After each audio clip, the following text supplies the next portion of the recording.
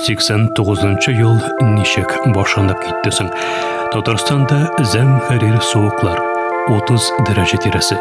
Ел башында ук СССРда чираттагы җан исәп уза. Аны тарихчылар иң демократик кампания дип бәяли.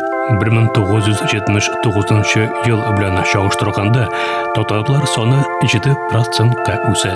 Рәсми рәвештә Советлар Берлегендә 6,650,000 татарның яшәве ачыклана. Шуннан да шул саннарга таянып, біз демографик яктан татарның булган хәзерге вакытта санын билгеләй алабыз, ягъни аның нигезендә эшли алабыз.